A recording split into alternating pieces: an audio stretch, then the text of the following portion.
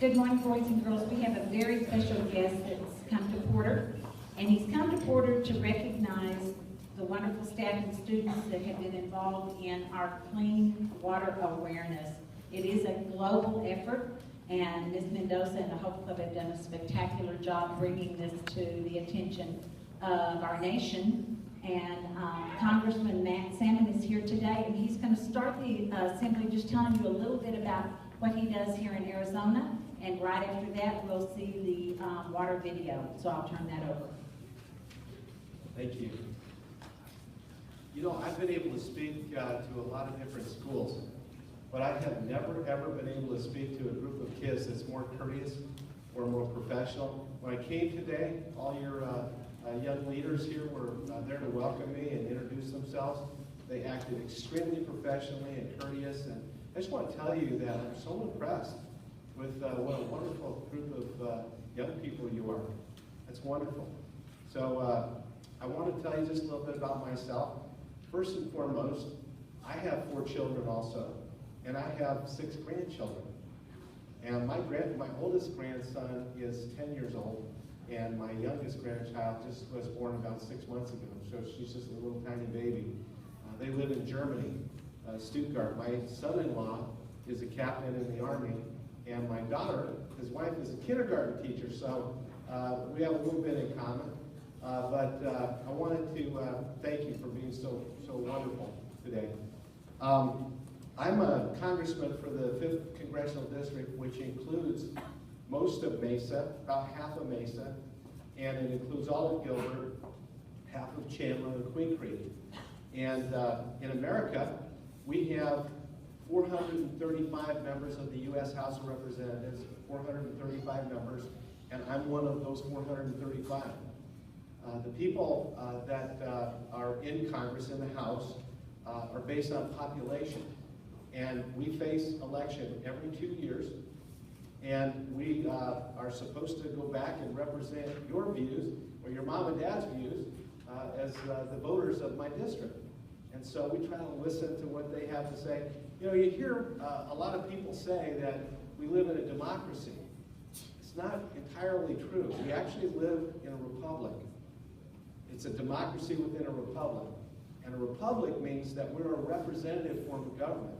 And we actually send people back there to represent our views. And if we don't like the way that they represent us, then in the next election, which in the House is every 2 years, we unelect them. Now in the House, as I mentioned, it's based on population. And so every 10 years, when we hold the census, does everybody know what the census is?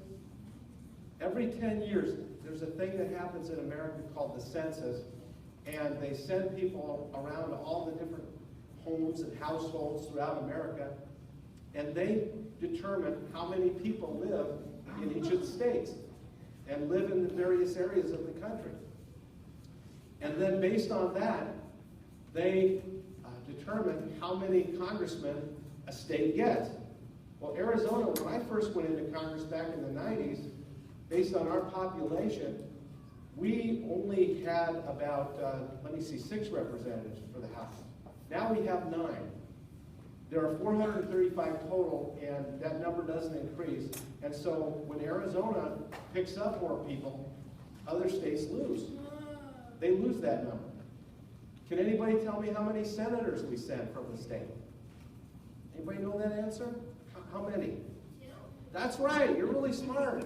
That's really good. Every state sends 2 senators. And where a congressman, a House member, has to stand for election every 2 years, a senator gets to be elected for 6 years. Okay? And this is all prescribed in the document that kind of is the framework for our country called the Constitution. Have any of you ever heard of that, the Constitution? Yeah. The Constitution is the basis for how all of our laws in our country are set up. It's the framework. And Article 1 of the Constitution talks about the Congress. And the Congress is 2 bodies, the Senate and the House. How many branches of government are there? Anybody know? How many? Yeah. That's right. You're really smart, too. You guys got good teachers. Three branches of government. Are they equal in power? Yes, they are. They're equal in power. Three equal branches of government. One is the executive branch.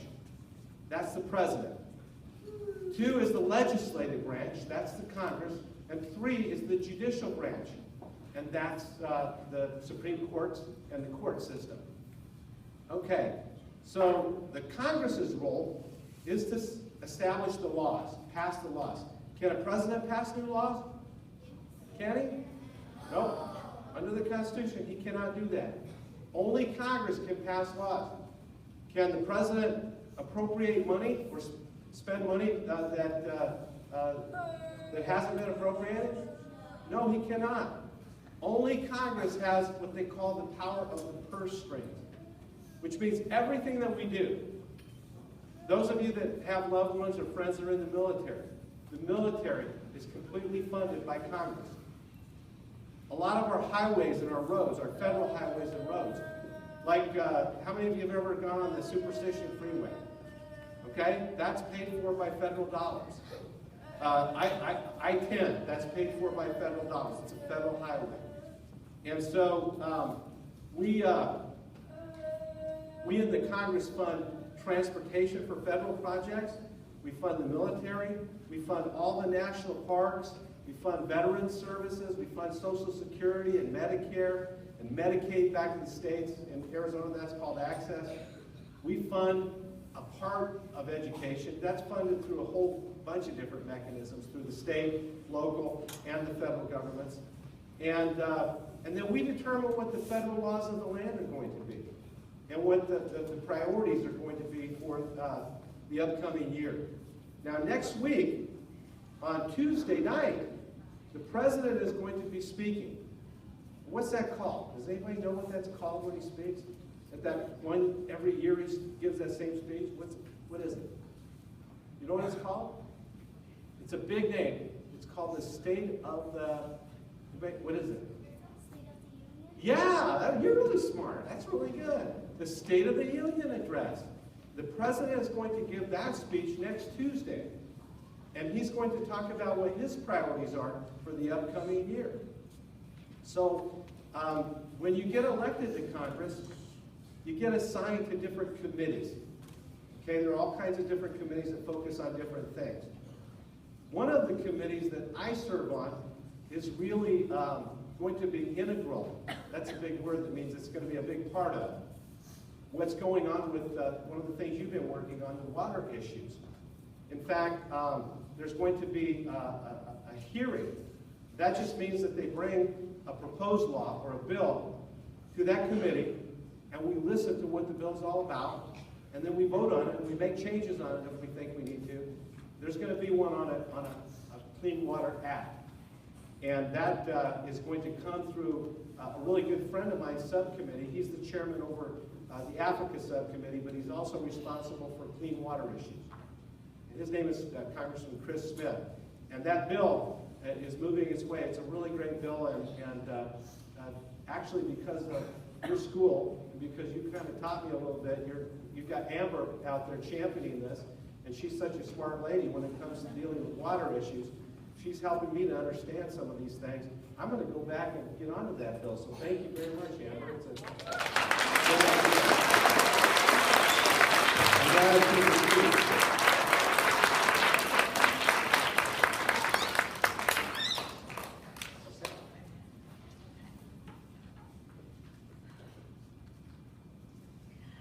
Our Hope Club with Running Club has helped sponsor a school named Mathuri, and it's in Kenya.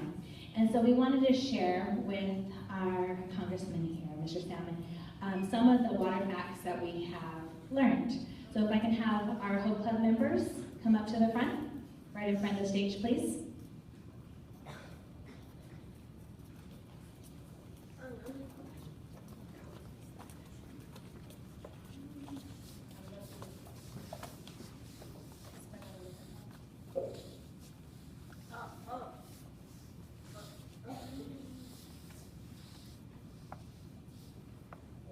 So these are some facts about water and how it affects when someone does not have water, how it affects those.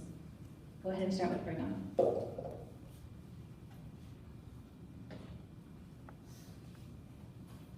Hold them nice and high so everyone can see them.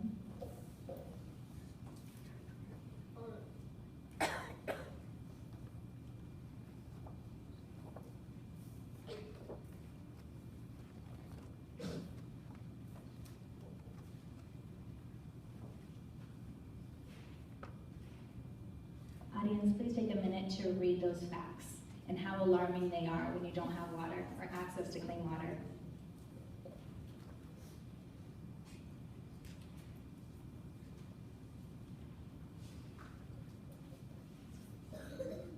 Thank you, Hope Club members. If you can go ahead and exit the same way you came.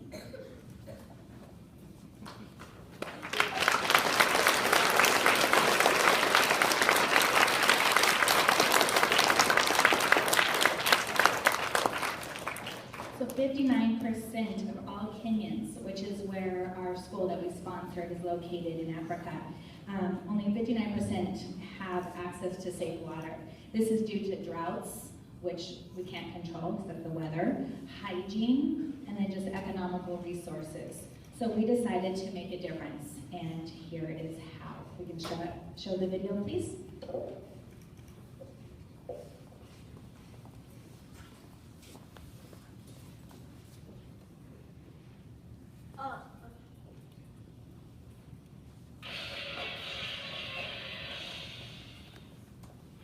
We're trying to raise money for all the kids in Kenya that don't have any money or any supplies, no water.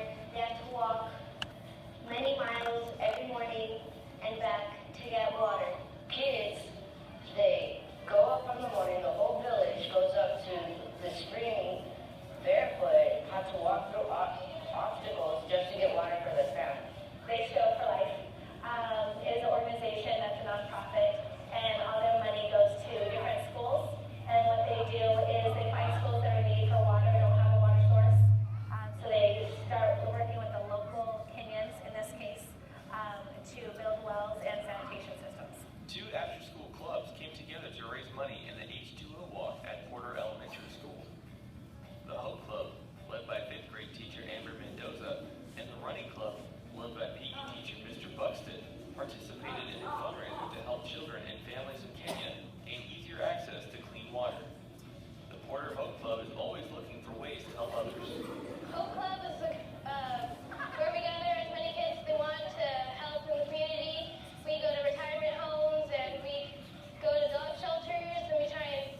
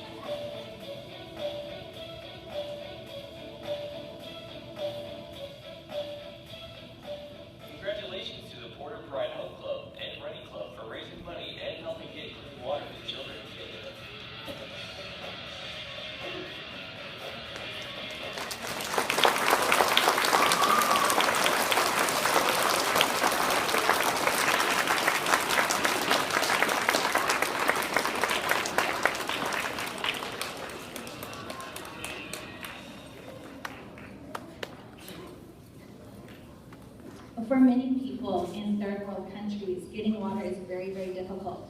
Just like it was for Miss Odell, one of our own teachers here, when she lived there for a short period of time. So we'd like to share a little bit of that experience with you.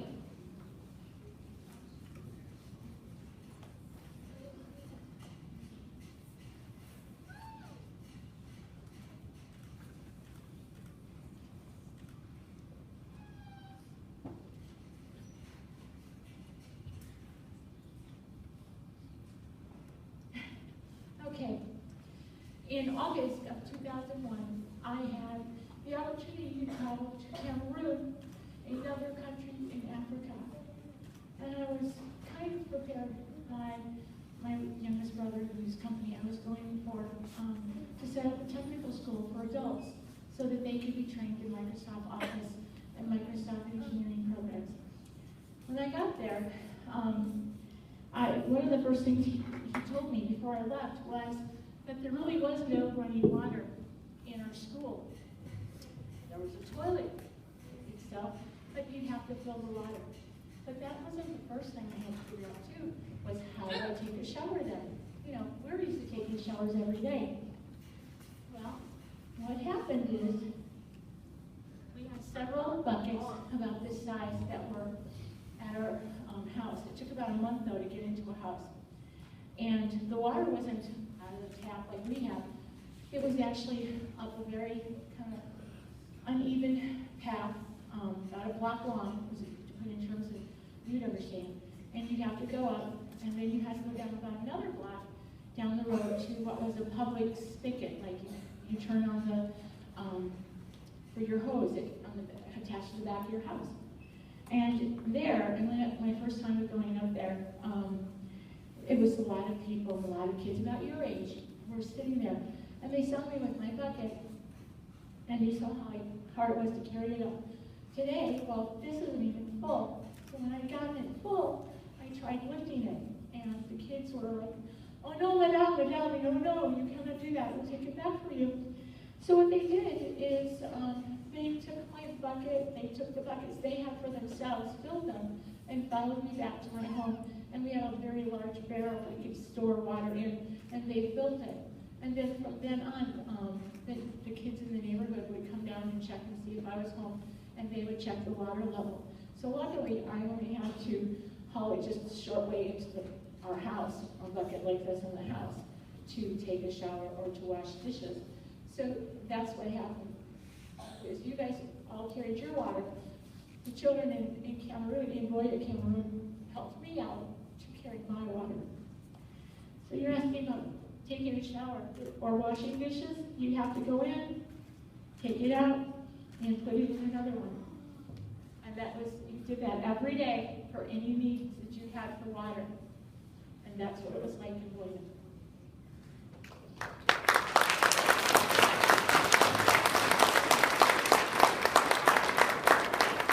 We have two of our Hope Club members, running club member as well, who's going to be helping simulate that by helping her take it off stage, just as they did for her when she was in Cameroon.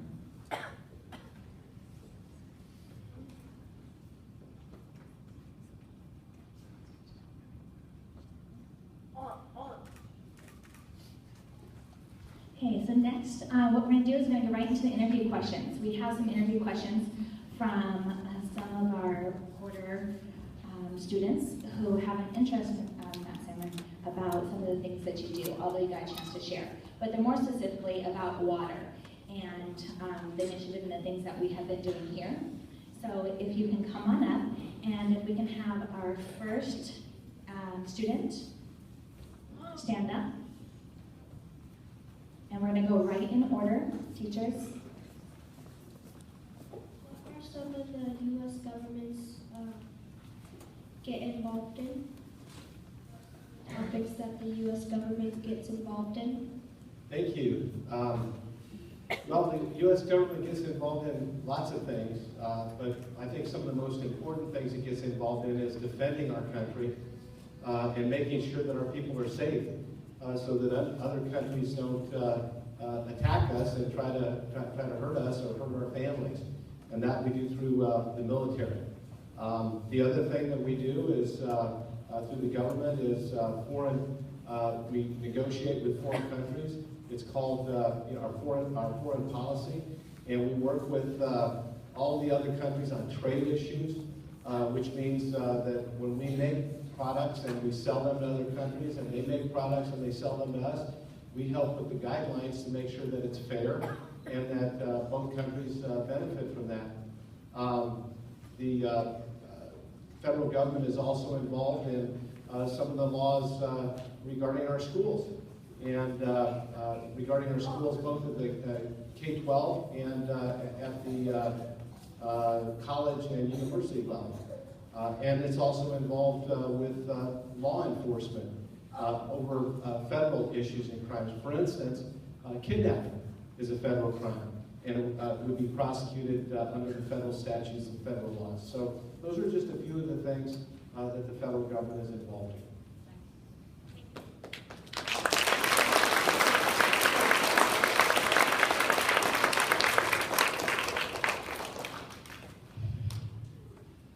How important is it to you to get involved with helping underdeveloped countries like Kenya? That's a really, really good question. I've been really, really involved myself with working with China. In fact, I speak Mandarin Chinese. When I was a young man, I served a mission for my church to Taiwan, where I learned how to speak Mandarin Chinese, which is the language of mainland China. And I've been over to China about 50 times. And I've worked very, very hard to try to help China to overcome some of its problems with human rights abuses. I think that's one of the most important things that we can do for China. We trade with them and we have a business relationship with them. And I think that that business relationship and that trade, it evolves into other things. The most important thing I think we can do for other countries is help them respect people's rights, basic human rights. And then the second thing is to establish what we call rule of law, which means that if you violate somebody's rights, that you have to pay a price for that. And that the laws are fair and they're implemented the same way for everybody, regardless of who you are. That gets back to the human rights thing. But I think that's one of the best things that America can do with developing countries is help them to understand the value of human rights and develop a government that preserves people's freedoms.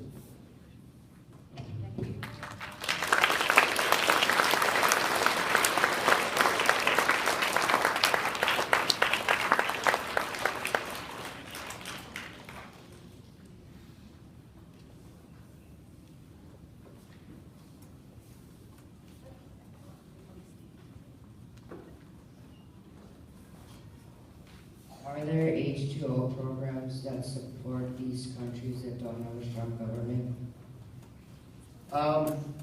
You know, one of the things that your folks here at the school are talking about is helping underdeveloped countries with clean water. I think it's an incredibly important issue.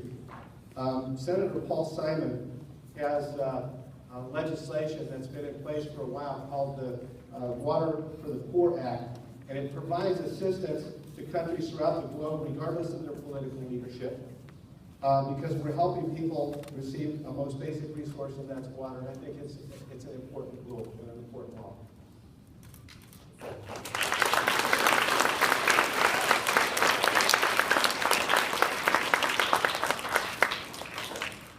How can the U.S. support the ongoing aid and education of water programs internationally? Well, there are several U.S. agencies that coordinate this work with other countries. One of them is called USAID, and the other one is called Millennium Challenge. And through those two entities, we spend every year about $360 million. That's a lot of money to try to help other countries be able to develop the resources and the skills to deal with clean water issues.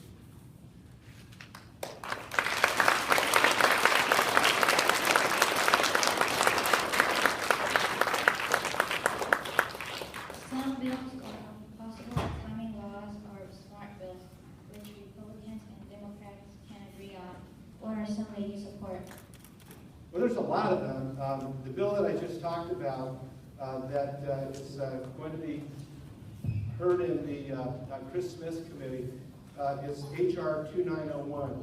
It's the Senator Paul Simon Water for the World Act, introduced by Earl Blumenauer, who is a Democrat, and Ted Poe, who is a Republican. And it's a good bipartisan bill, and I think it's one that deserves to go forward. There is another bill that I just recently signed on to, and I wanted to share it with you as well. How many of you have followed all these terrible shootings that have happened across the country? Remember the one that happened in Sandy Hook at an elementary school? And one of the biggest issues that came out of that shooting and others, whether it was in Aurora, Colorado, or the issue in Tucson where one of our own congressmen, Gabby Gifford, was shot, is that our country does not do a good enough job coordinating mental health issues. In fact, here in our country, we're trying to meet the needs of people that have physical problems through our health care. But we don't do a good enough job, I think, dealing with people with mental health problems. And so about 2 weeks ago, I just signed on to a very strong bipartisan bill. It's called the Helping Families in Mental Crisis Act.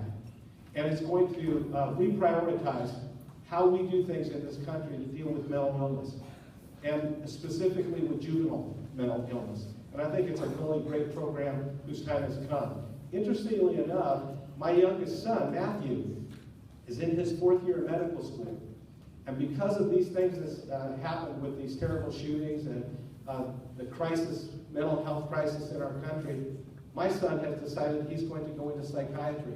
But not just psychiatry, but juvenile and adolescent psychiatry. And so I'm really proud of him, because he's going to be able to help people that are going through these serious mental health issues and be able to help them get on a stable road to where they can live healthy, productive lives. And I think that's one of the most important things that we need to address as a country right now, to make sure that that problem is fixed and taken care of. So thank you.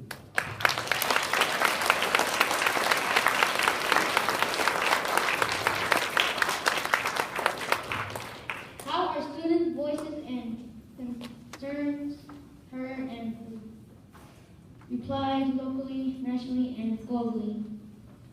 Well, you know, there's a bumper sticker that says that we should think locally and act locally, or think globally and act locally.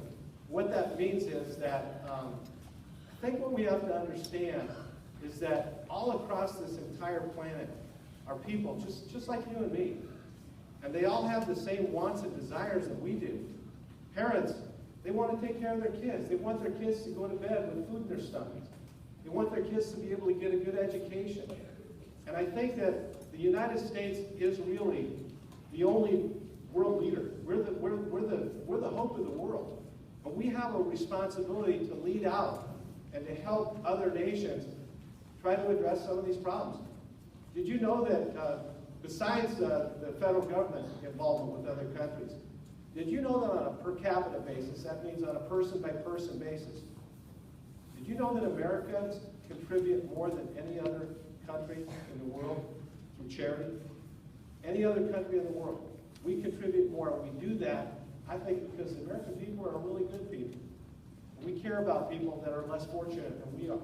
We like to help people when they're down on their luck and they're hurting. And I think that we have a responsibility to do that. And I would like to encourage you, children, it's not just government's job. Amber's realized that. She's not in government. She decided to take the matter into her own hands as a citizen and go over there to Kenya and get involved. Isn't that a great thing? She didn't have to do that. She did that on her own because she's got a good heart. But you know something? Each and every one of you, you need to find out ways that you can get involved, ways that you can help other people. And one of the most important things I want you to do, I used to tell my children this every year when they started school, I want you to look around. I want you to look at that person that looks like they might be struggling with something. Here, kids that you go to school with, I want you to reach out to them and say, hey, How can I help you? How can I be your friend? A lot of times it's easy, some of the kids get picked on. That's wrong. That's just totally wrong. The whole bullying issue. It's one of the worst things that can possibly happen.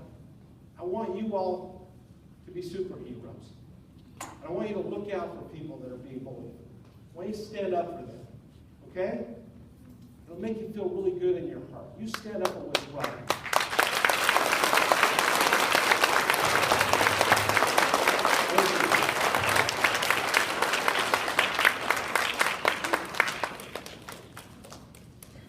Thank you very much.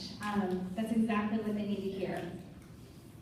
Right now, we're going to go ahead and recognize all of those students who are involved in Hope Club or Running Club. Go ahead and stand up, please.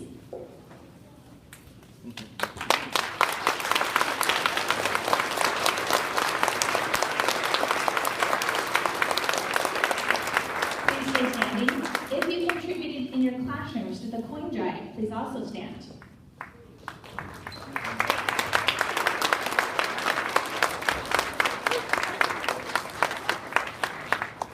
So as you can see, it is definitely a school effort to make this possible. Go ahead and have a seat. Porter raised $1,453.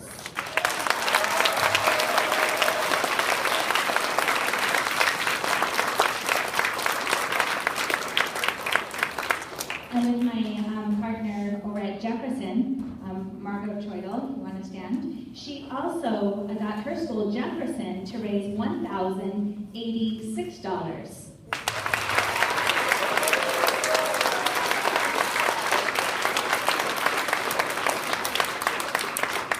We also have another Mesa school representing, and that's at Taylor Junior High, where most of you guys will go. And they're currently working on their fundraising, so we're excited to see how that turns out. So as total, at this point right now, for one school, money going towards sanitation, education, hygiene, and a water well, $2,540 have been raised.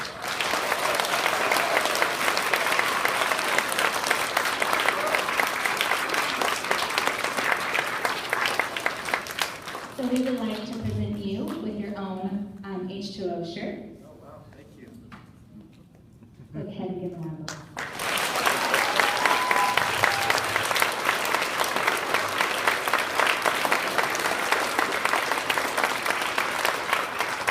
And we also have something else to present you.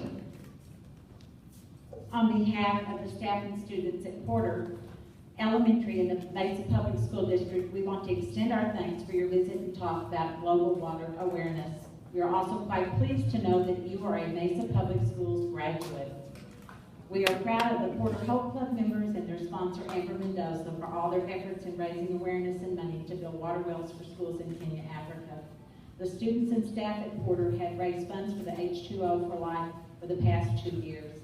This past year, Ms. Mendoza has recruited another elementary school as well as our feeder junior high in the fundraising efforts. This program strives to educate, engage, and inspire students to learn, take action, and become global citizens. Porter Elementary is the first school in Arizona to support the program. We really appreciate your taking time to see how Mesa Public Schools is making a difference in the global awareness and the importance of clean water.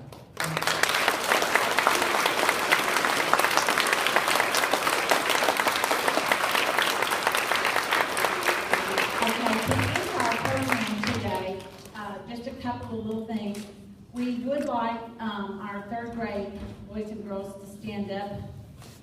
We'd like to show our congressmen and our visitors this morning. We are very, very proud of our Porter Pride here at Porter Elementary.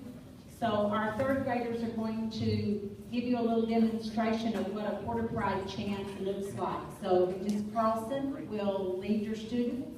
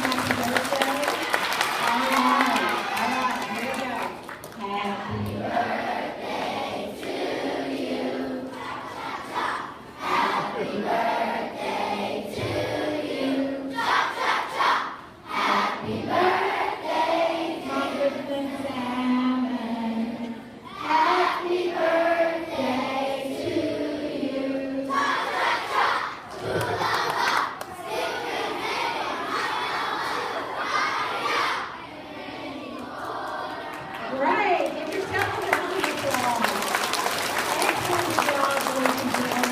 Excellent job. All right, I know the congressman has lots of things on his agenda today and tomorrow while he's back in town. So I want to say thank you again, boys and girls, for showing your board of pride and being very respectful during our assembly and having our special guest today and recognizing staff and students who are involved in this wonderful global water awareness. And also a big thanks to PTO for providing us breakfast this morning. That was very nice as well. All right, I think we will start exiting toward the back of the gymnasium. So if we can have the back rows of 6th grade teachers, and if there's 5th grade class in the back, we'll just have the back few rows stand up first, please, and I will let you exit front row, stay seated.